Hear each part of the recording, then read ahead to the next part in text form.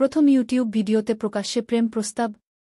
আমার ছেলে কি করছে? যখন আমার ছেলে নিরঞ্জন বলল, দর্শকরা, আজ স্পেশাল ভিডিও। আমি আমার মাকে প্রপোজ করছি। মা, সারা পৃথিবীর সামনে বলছি, আমি তোমাকে বিয়ে করতে চাই। নিরঞ্জন সম্প্রতি ইউটিউব চ্যানেল খুলেছে। প্রথম ভিডিও করবে বলে আমাকে ডাকল। আমি ভেবেছিলাম কোনো রান্নার ভিডিও বা ফ্যামিলি ব্লগ হবে। কিন্তু ক্যামেরা অন করার পর সে যা বলল তা শুনে আমার মাথা ঘুরে গেল। লাল রেকর্ডিং লাইট জ্বলছিল, ক্যামেরা ফোকাস করা ছিল আমার মুখের উপর। নিরঞ্জন আমার পাশে বসে একটা লাল গোলাপ বের করল। মা, এই গোলাপের মতোই লাল আমার ভালোবাসা। তুমি শুধু আমার মা নও, তুমি আমার জীবনের নারী গো। নিরঞ্জন, ক্যামেরা বন্ধ করো, আমি আতঙ্কিত কণ্ঠে বললাম। এটা কি পাগলামি করছ? এটা পাগলামি নয় মা। এটা আমার সত্যিকারের অনুভূতি। সে ক্যামেরার দিকে ফিরে বলল। দর্শকরা, দেখুন কিভাবে একজন ছেলে তার মায়ের প্রেমে পড়ে। এই ভিডিও আমার স্বীকারোক্তি গো। এই গল্পটি সম্পূর্ণ শুনলে আপনাদের পানি অটোমেটিক বের হয়ে যাবে, সো যত দ্রুত সম্ভব হাতের কাছে টিস্যু নিয়ে বসে পড়ো। বিছানার চাদর যেন নষ্ট না হয় সেটা সম্পূর্ণ খেয়াল রাখার অনুরোধ জানিয়ে গল্পটি এখন শুরু করব। তার আগে সর্বশেষ অনুরোধ, দয়া করে এমন পানি বের করার গল্প নিয়মিত শুনতে আমাদের চ্যানেলটি সকলেই সাবস্ক্রাইব করুন। ধন্যবাদ। হ্যালো বন্ধুরা, আমার নাম অনন্যা চক্রবর্তী। আমার বয়স ৪২ বছর। আমার স্বামীর নাম দেবাশিস চক্রবর্তী, বয়স ৪৫ বছর। আমাদের ২ সন্তান, নিরঞ্জন আর অন্বেষা। নিরঞ্জন ১৯ বছর বয়সী, কলেজে পড়ে। অন্বেষা ১২ বছর বয়সী, স্কুলে যায়। আমাদের সাধারণ একটি পরিবার। আমরা আমাদের ছোট্ট সংসারে বেশ সুখেই ছিলাম। কিন্তু এই ঘটনাটি ঘটার পর পুরো পরিবারের জীবন এক অদ্ভুত মোড় নিল। সেদিন বিকেলে আমি রান্নাঘরে ছিলাম। দেবাশিস অফিস থেকে ফিরেছে সবে। নিরঞ্জন বেশ উত্তেজিত হয়ে আমাকে ডাকল, মা, তোমাকে একটা সারপ্রাইজ দিতে চাই। আমার ঘরে এসো একবার। আমি সোজাসুজি বললাম, কি সারপ্রাইজ রে? আমি এখন রান্না করছি। না মা, প্লিজ। এটা খুব জরুরি। নিরঞ্জন কেমন যেন অদ্ভুত উত্তেজনায় কথা বলছিল। অগত্যা রান্না থামিয়ে ওর ঘরে গেলাম। ঘরে ঢুকেই দেখি নিরঞ্জন একটা ট্রাইপডে ক্যামেরা সেট করেছে। ঘরের আলো সব জ্বালিয়ে দিয়েছে। একটা টেবিল চেয়ার সাজিয়ে রেখেছে। এটা কি? এত সাজসজ্জা কেন? আমি জিজ্ঞেস করলাম। নিরঞ্জন উৎসাহিত কণ্ঠে বলল, মা, আমি ইউটিউব চ্যানেল খুলেছি। আমাদের প্রথম ভিডিও করব আজ। তুমি অনেক ভালো রান্না করো, তাই ভাবলাম তোমার রান্নার ভিডিও বানাবো গো। আমি অবাক হয়ে বললাম, কি? তুই ইউটিউবার হবি? কবে থেকে এই শখ হলো? বহুদিন থেকেই ভাবছিলাম মা। আজকাল দেখো না, অনেকেই ইউটিউবে ভিডিও আপলোড করে। অনেক আজও হয়। আমি আমাদের পারিবারিক ভিডিও, রান্নার ভিডিও এসব আপলোড করব। দেখো কেমন ভিউ পাই। আমি ওর উৎসাহকে দমাতে চাইলাম না। কিছুক্ষণ পরে আমি চেয়ারে বসলাম। নিরঞ্জন ক্যামেরা অন করল। সে ক্যামেরার সামনে এসে দাঁড়ালো আর একটা ইন্ট্রোডাকশন দিতে শুরু করল। হ্যালো দর্শকরা, আমার নাম নিরঞ্জন চক্রবর্তী। আমার ইউটিউব চ্যানেলে আপনাদের স্বাগতম। এটা আমার প্রথম ভিডিও। আজ আমি আপনাদের একটা খুব স্পেশাল কন্টেন্ট দেখাবো। আমি চেয়ারে বসে হাসছিলাম, দেখে মনে হচ্ছিল আমার ছেলে কি পাগলামি শুরু করেছে। কিন্তু তারপরেই নিরঞ্জন যা বলল তা শুনে আমার হাসি থেমে গেল। দর্শকরা, আজ স্পেশাল ভিডিও। আমি আমার মাকে প্রপোজ করছি। মা, সারা পৃথিবীর সামনে বলছি, আমি তোমাকে বিয়ে করতে চাই। আমি প্রথমে ভেবেছিলাম নিরঞ্জন মজা করছে। কিন্তু তারপর সে পকেট থেকে একটা লাল গোলাপ বের করল। আমার দিকে এগিয়ে এসে হাঁটু গেড়ে বসে বলল, মা, এই গোলাপের মতোই লাল আমার ভালোবাসা। তুমি শুধু আমার মা নও, তুমি আমার জীবনের নারী গো। আমি কি শুনছি? নিজের ছেলে আমাকে প্রপোজ করছে? দেবাশিস বাড়িতেই আছে আর এই পাগলামি হচ্ছে? আমার মাথায় যেন বাজ পড়ল। নিরঞ্জন, ক্যামেরা বন্ধ করো, আমি আতঙ্কিত কণ্ঠে বললাম। এটা কি পাগলামি করছ? এটা পাগলামি নয় মা। এটা আমার সত্যিকারের অনুভূতি। সে ক্যামেরার দিকে ফিরে বলল। দর্শকরা, দেখুন কিভাবে একজন ছেলে তার মায়ের প্রেমে পড়ে। এই ভিডিও আমার স্বীকারোক্তি গো। আমি চেয়ার থেকে উঠে দাঁড়ালাম। আমার হাত পা কাঁপছিল। আমি চিৎকার করে বললাম, নিরঞ্জন, এই নোংরামি বন্ধ করো এখনই। দেবাশিস, ও দেবাশিস, একবার শীঘ্র এসো। নিরঞ্জন তখনও ক্যামেরার দিকে তাকিয়ে কথা বলে যাচ্ছিল। দর্শকরা, দেখুন মা কিভাবে লজ্জা পাচ্ছেন। আমি জানি এটা সমাজের চোখে অসম্ভব। কিন্তু আমার ভালোবাসা সত্যি গি। দেবাশিস ছুটে এলো। কি হয়েছে? কেন চিৎকার করছ? কিন্তু ঘরে ঢুকেই সে সব দেখতে পেল। নিরঞ্জন হাঁটু গেড়ে বসে আছে, হাতে গোলাপ, সামনে ক্যামেরা চলছে। এটা কি হচ্ছে? দেবাশিস জিজ্ঞেস করল। তার চোখমুখ বিস্ময়ে বিস্ফারিত। বাবা, আমি মাকে প্রপোজ করছি, নিরঞ্জন সহজভাবে জবাব দিল। আমি মাকে বিয়ে করতে চাই। দেবাশিস এক লাফে এসে ক্যামেরা বন্ধ করে দিল। কি বলছিস তুই? পাগল হয়ে গেলি নাকি? এটা কি রকম বিকৃত মজা? নিরঞ্জনের মুখ গম্ভীর হয়ে গেল। বাবা, আমি মজা করছি না। আমি সত্যিই মাকে ভালোবাসি। শুধু মা হিসেবে নয়, একজন নারী হিসেবে গি। আমি সেই মুহূর্তে দেবাশিসের দিকে তাকালাম। সে আমার দিকে এমনভাবে তাকালো যেন আমি এসবের পেছনে আছি। আমি কেঁদে ফেললাম। দেবাশিস, আমি কিছুই জানি না। আমি ভেবেছিলাম ও রান্নার ভিডিও করবে। এ কি হচ্ছে? আমি কিছুই বুঝতে পারছি না। দেবাশিস নিরঞ্জনের দিকে তাকিয়ে শান্ত কণ্ঠে জিজ্ঞেস করল, তুই কি কোনো ড্রাগ নিয়েছিস? মাথা ঠিক আছে তোর? নিরঞ্জন উত্তর দিল, বাবা, আমি সম্পূর্ণ সুস্থ আছি। আমি শুধু সত্যি কথা বলছি। আমি মাকে ভালোবাসি। সে এবার আমার দিকে তাকালো। মা, আমি জানি তুমি আমাকে ভালোবাসো। আমি জানি তোমার ভালোবাসা মায়ের ভালোবাসা। কিন্তু আমার ভালোবাসা অন্যরকম। আমি তোমাকে চাই। আমি আবার চিৎকার করে উঠলাম, নিরঞ্জন, এটা অসম্ভব। তুই আমার ছেলে। আমি তোর মা। এটা কি রকম কুৎসিত কথা বলছিস? নিরঞ্জন এবার উঠে দাঁড়াল। তার চোখ জ্বলজ্বল করছিল, মুখে একটা অদ্ভুত হাসি। মা, আমি জানি এটা তোমার কাছে আজ অসম্ভব মনে হচ্ছে। কিন্তু একদিন তুমি বুঝবে। আমি অপেক্ষা করব। দেবাশিস আর থাকতে পারল না। সে এগিয়ে গিয়ে নিরঞ্জনের কলার ধরে ঝাঁকুনি দিল। কি বলছিস তুই? এই বেহাজাপনা এখনই বন্ধ কর। তুই পাগল হয়ে গেছিস। তোকে ডাক্তারের কাছে নিয়ে যেতে হবে। আমি নিরঞ্জনের দিকে তাকিয়ে বললাম, তুই আমার ছেলে। তোর মধ্যে কিছু একটা গণ্ডগোল হয়েছে। আমরা তোকে ডাক্তারের কাছে নিয়ে যাব।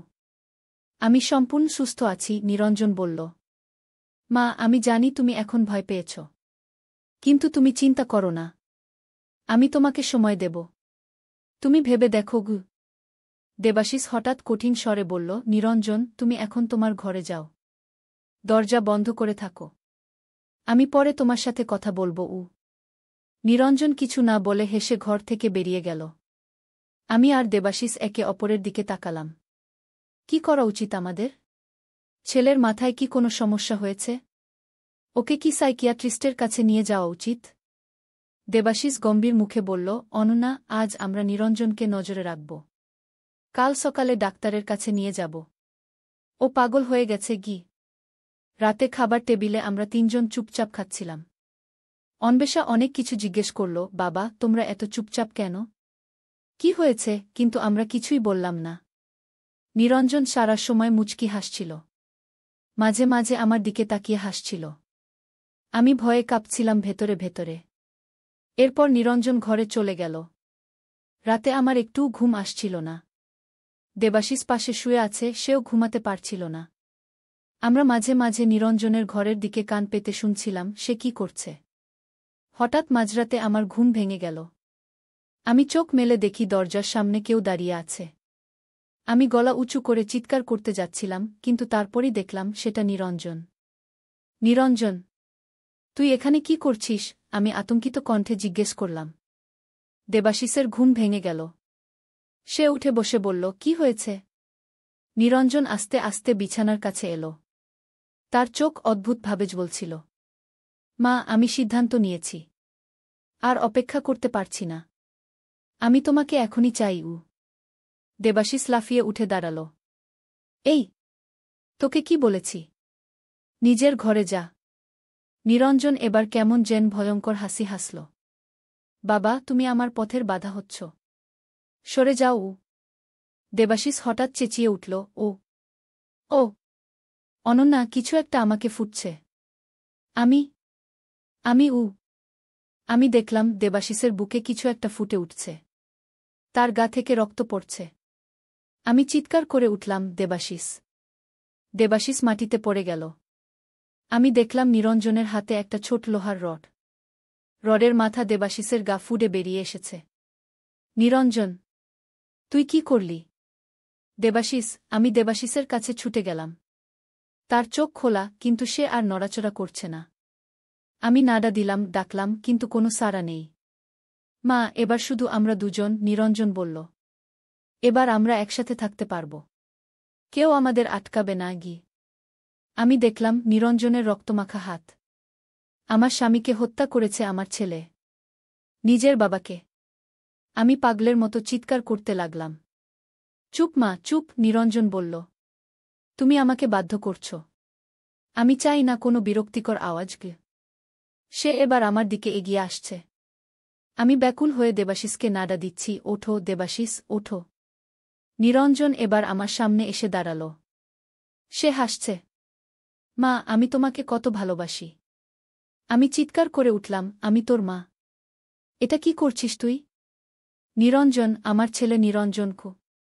নিরঞ্জন আমার মুখের সামনে রক্তমাখা লোহার রডটা নাড়তে লাগল। মা, আমার সাথে আসতে হবে। নিরিবিলি কোনো জায়গা। তুমি আর আমি, শুধু আমরা দুজন থাকব। আমি দেখলাম কেউ দরজায়। অন্বেষা। ওর ঘুম ভেঙে গেছে আমাদের চিৎকারে। বাবা, সে ডাকল। মা, কি হয়েছে? নিরঞ্জন ঘুরে তাকাল। সেই সুযোগে আমি পাশের টেবিল থেকে একটা ভারী ফ্লাওয়ার ভাস তুলে নিয়ে নিরঞ্জনের মাথায় জোরে আঘাত করলাম। নিরঞ্জন চিৎকার করে পড়ে গেল। আমি অন্বেষার দিকে ছুটে গেলাম। মেয়ে, পালা! বাইরে পালা! চিৎকার করে মানুষজনকে ডাক। মা, কি হয়েছে? দাদা কেন মাটিতে? কথা শোনো! পালা! অন্বেষা দরজার দিকে ছুটে যাচ্ছিল, কিন্তু হঠাৎ নিরঞ্জন আবার উঠে দাঁড়াল। তার মাথা থেকে রক্ত পড়ছে। সে অন্বেষার দিকে ছুটে গেল। না! অন্বেষা! আমি চিৎকার করে উঠলাম। নিরঞ্জন অন্বেষার চুল ধরে টানল। অন্বেষা চিৎকার করে উঠল। বোন, আমি দুঃখিত, নিরঞ্জন বলল। কিন্তু তুমি আমাদের পথের বাধা হচ্ছ গু। সে এবার তার হাতের লোহার রড দিয়ে অন্বেষার দিকে আঘাত করতে যাচ্ছিল। আমি চিৎকার করে উঠলাম, না! অন্বেষা! নিরঞ্জন, ওকে কিছু করিস না। নিরঞ্জন থামল। তুমি আমার সাথে আসবে, মা? যেখানে আমি নিয়ে যাব? আমি মাথা নাড়লাম। হ্যাঁ, যাব। কিন্তু অন্বেষাকে কিছু করিস না গি। নিরঞ্জন অন্বেষার চুল ছেড়ে দিল। অন্বেষা মেঝেতে পড়ে গেল। অন্বেষা, তুই ঘরে যা, আমি বললাম। দরজা বন্ধ করে শুয়ে থাক। বাইরে যাস না গে। অন্বেষা কাঁদছিল। মা, কি হচ্ছে? দাদা এমন করছে কেন? বাবা কোথায়? যা অন্বেষা, যা, আমি জোরে বললাম। অন্বেষা ভয়ে ভয়ে চলে গেল। নিরঞ্জন আমার দিকে ফিরল। চলো মা, আমরা যাই। আমি ভীত কণ্ঠে বললাম, দেবাশিস! তোর বাবা! ওকে এমন অবস্থায় ফেলে যাব? ও আমাদের সাথে থাকতে পারবে না, নিরঞ্জন বলল। তুমি এখন শুধু আমার। আমি দেবাশিসের দিকে তাকালাম। ওর নিথর দেহ। আমার সব কিছু যেন তছনছ হয়ে গেল। আমি সব হারালাম। কিন্তু এখন আমাকে অন্বেষাকে বাঁচাতে হবে। চলো, আমি বললাম। কিন্তু আমাকে প্রথমে জামাকাপড় পরতে দাও। নিরঞ্জন রক্তাক্ত লোহার রড আমার দিকে তাক করে বলল, কোনো চালাকি করবে না, মা। আমি তোমাকে ভালোবাসি, কিন্তু আমি তোমাকে হারাতে পারব না গি। আমি কাপা হাতে আলমারি থেকে একটা শাড়ি বের করলাম। নিরঞ্জন আমার পিছনে দাঁড়িয়ে আছে। আমি যা করছি সব দেখছে। আমি ত্রস্ত হাতে কাপড় পরলাম। এবার চলো, নিরঞ্জন বলল। আমাকে নিয়ে নিরঞ্জন সিঁড়ি দিয়ে নিচে নামল। আমাদের গাড়িতে করে নিয়ে যাচ্ছে। আমার বাড়ির নিচে পার্কিংয়ে আমাদের গাড়িটা দাঁড়িয়ে আছে। নিরঞ্জন হাতে লোহার রডটা ধরে আছে, যার গায়ে এখনও তার বাবার রক্ত লেগে আছে। মা, তুমি ড্রাইভ করবে, নিরঞ্জন বলল। আমি তোমার পাশে বসব। আমি গাড়িতে উঠলাম। কোথায় যাব আমরা? একটা অন্ধকার জায়গায়, নিরঞ্জন বলল। যেখানে কেউ আমাদের খুঁজে পাবে না গি। আমি গাড়ি স্টার্ট দিলাম। হঠাৎ আমার মনে পড়ল, নিরঞ্জন ছোটবেলায় কেমন ছিল। এত মিষ্টি, এত ভালো, কিভাবে সে এমন হয়ে গেল? আমার স্বামীকে খুন করল, নিজের বোনকে আক্রমণ করল। এ তো আমার নিরঞ্জন নয়। গাড়ি রাস্তায় চলতে শুরু করল। রাত তখন প্রায় 2টো। রাস্তায় লোকজন নেই। কোনো রাস্তা দিয়ে যাব? আমি জিজ্ঞেস করলাম। হাইওয়ে ধরো, নিরঞ্জন বলল। আমরা শহর ছেড়ে যাব। আমি গাড়ি চালিয়ে যাচ্ছিলাম। মাথায় হাজার চিন্তা। কি করব আমি? কোথায় যাচ্ছি? দেবাশিস মারা গেছে, অন্বেষা একা ঘরে ভয়ে কাঁপছে। আমাকে কিছু একটা করতেই হবে। নিরঞ্জন প্রায় আধ ঘন্টা চুপ করে বসেছিল। হঠাৎ বলল, মা, তুমি জানো আমি কবে থেকে তোমাকে ভালোবাসি? আমি কিছু বললাম না। নিরঞ্জন বলে চলল, যেদিন থেকে আমি বড় হতে শুরু করেছি। যেদিন থেকে বুঝতে পেরেছি যে তুমি শুধু আমার মা নও, তুমি একজন সুন্দরী নারী গু। নিরঞ্জন আমার হাঁটুতে হাত রাখল। আমার সারা শরীর কেঁপে উঠল। এ কি হচ্ছে? মা, তুমি আমাকে এড়াতে চাইলেও আজ রাতে তুমি আমার হয়ে যাবে গু। আমি গাড়ি চালিয়ে যাচ্ছিলাম। নিরঞ্জন আমার দিকে তাকিয়ে আছে। আমি তার দিকে না তাকিয়ে সামনের দিকে চোখ রেখেছি। হঠাৎ দূরে একটা পুলিশের পয়েন্ট দেখলাম। 2জন পুলিশ দাঁড়িয়ে আছে। গাড়ি চেক করছে। আমার মনে আসার সঞ্চার হল। পুলিশকে সব বলবো। তারা নিরঞ্জনকে ধরবে, অন্বেষাকে বাঁচাবে। নিরঞ্জন পুলিশ দেখে আমার দিকে তাকালো। মা, থামবে না। জোরে চালাও। ওদের পাশ কাটিয়ে চলে যাও। আমি তাকালাম। এটাই আমার সুযোগ। আমি গাড়ির গতি বাড়ালাম। ভালো, নিরঞ্জন বলল, জোরে চালাও। আমি গাড়ির গতি আরও বাড়ালাম। গাড়ি এখন ঘন্টায় 100 কিলোমিটার বেগে ছুটছে, সোজা পুলিশের চেকপয়েন্টের দিকে। মা, গাড়ি নিয়ন্ত্রণে রাখো, নিরঞ্জন চিৎকার করে উঠল। আমি মুচকি হেসে স্টিয়ারিং একপাশে ঘুরিয়ে নিলাম। গাড়িটা পুলিশদের দিকে ছুটে গেল। আমাদের দুজনকেই মরতে হবে, নিরঞ্জন। তোর মতো ছেলেকে এই পৃথিবীতে আর বাঁচতে দেওয়া যায় না। আমিও তোর সাথে যাব আজ। নিরঞ্জন গাড়ির স্টিয়ারিং ধরার চেষ্টা করল, কিন্তু আমি গাড়ি এমনভাবে চালাচ্ছিলাম যে সে স্টিয়ারিং ধরতে পারছিল না। মা, থামাও। আমরা সোজা ছুটে গেলাম পুলিশের চেকপয়েন্টের দিকে। পুলিশরা চিৎকার করে আমাদের থামতে বলল, কিন্তু আমি গতি আরও বাড়ালাম। জোরে ব্রেক কষলাম। গাড়ি ঘুরে গেল। আমি আর নিরঞ্জন গাড়ির ভেতরে ছিটকে পড়লাম। নিরঞ্জনের মাথা সামনের কাছে ধাক্কা খেল। আমি পাশের দরজার সাথে ধাক্কা খেলাম। পর মুহূর্তে গাড়িটা একটা বিশাল ট্রাকের সাথে ধাক্কা খেয়ে উল্টে গেল। আমি চিৎকার করে উঠলাম। সবকিছু ঝাপসা হয়ে গেল। আমার চোখের সামনে কালো ছায়া নেমে এলো। আমি আস্তে আস্তে চোখ খুললাম। সাদা আলো চোখে লাগছে। আমি কোথায়? চারপাশে সাদা দেয়াল, সাদা বিছানা, কোথায় আমি? একজন নার্স আমার দিকে হেসে তাকালো। আপনি জেগে উঠেছেন? আপনি হাসপাতালে আছেন গু? আমি জিজ্ঞেস করলাম, কতদিন আমি অজ্ঞান ছিলাম? প্রায় 2 দিন, নার্স বলল। হঠাৎ সব ঘটনা মনে পড়ল। দেবাশিস, অন্বেষা, আমার মেয়ে কোথায়? অন্বেষা কোথায়? আপনার মেয়ে ঠিক আছে, নার্স বলল। আপনার বোন এসেছেন ওকে নিয়ে। ও বাইরে অপেক্ষা করছে গি। আমি স্বস্তির নিঃশ্বাস ফেললাম। আর আমার ছেলে? নার্সের মুখ গম্ভীর হয়ে গেল। আমি দুঃখিত। গাড়ি দুর্ঘটনায় আপনার ছেলে মারা গেছে। তার মাথায় আঘাত লেগেছিল গু। আমি চোখ বন্ধ করলাম। নিরঞ্জন মারা গেছে। আমি আমার ছেলেকে হারালাম। আমার স্বামীকে হারালাম। আর কি আছে আমার? নার্স বলল, আপনার জন্য কিছু লোক অপেক্ষা করছে। পুলিশ আপনার সাথে কথা বলতে চায়। অন্বেষাকে পাঠিয়ে দিন, আমি বললাম। আমার মেয়েকে প্রথমে দেখতে চাই গি। অন্বেষা ঘরে ঢুকল। সে দৌড়ে এসে আমাকে জড়িয়ে ধরল। মা, তার চোখে জল। তুমি ঠিক আছো? আমি ওর মাথায় হাত বুলালাম। হ্যাঁ মায়া, আমি ঠিক আছি। তুই কেমন আছিস? অন্বেষা কাঁদতে কাঁদতে বলল, মা, পুলিশ এসেছিল। তারা বাবার লাশ নিয়ে গেছে। দাদা কেন বাবাকে মেরেছে মা? দাদা কেন এমন করল? আমি অন্বেষাকে আরও জোরে জড়িয়ে ধরলাম। আমি জানি না মা। তোর দাদা অসুস্থ হয়ে গিয়েছিল গু। অন্বেষা আমার কাঁধে মুখ লুকিয়ে কাঁদতে লাগল। বাবা আর কখনো ফিরে আসবে না, মা? দাদাও? সেও চলে গেছে গি। আমি ছোট্ট অন্বেষাকে বুকে নিয়ে বললাম, আমরা এখন একে অপরকে নিয়ে আছি, মা। আমরা দুজন আছি। আমরা হারিয়ে যাব না গি। দরজায় কেউ নক করল। পুলিশ। অন্বেষা, তুই বাইরে গিয়ে একটু বস, আমি বললাম। আমি পুলিশের সাথে কথা বলি। অন্বেষা ঘর থেকে বেরিয়ে গেল। দুজন পুলিশ অফিসার ঘরে ঢুকল। মিসেস চক্রবর্তী, একজন অফিসার বলল, আমরা দুঃখিত এই সময় আপনাকে বিরক্ত করার জন্য, কিন্তু আমাদের কিছু প্রশ্ন আছে গি। আমি মাথা নাড়লাম। জিজ্ঞেস করুন। আপনার ছেলে কি আপনাকে আক্রমণ করেছিল? সে কি আপনাকে জোর করে নিয়ে যাচ্ছিল? অফিসার জিজ্ঞেস করল। আমি একটু ভাবলাম। এখন নিরঞ্জন মারা গেছে। সবাই জানে সে তার বাবাকে খুন করেছে। দয়া করে যেন কেউ কখনো না জানে সে কি ধরনের অসুস্থ ছিল। আমার ছেলে মানসিক ভারসাম্য হারিয়েছিল, আমি বললাম। সে কি করছে তা বুঝতে পারেনি। আমি ওকে হাসপাতালে নিয়ে যাচ্ছিলাম। তার বাবাকে, আমার স্বামীকে সে ভুল করে আক্রমণ করেছিল।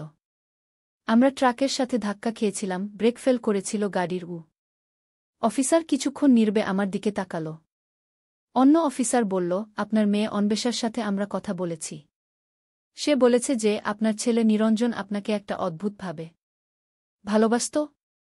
আমি জোরে মাথা নাড়লাম। না, ওটা অন্বেষার ভুল। নিরঞ্জন মানসিক ভারসাম্য হারিয়েছিল। সে বিভ্রান্ত হয়ে গিয়েছিল। কি বলছে কিছুই বুঝতে পারছিল না গি।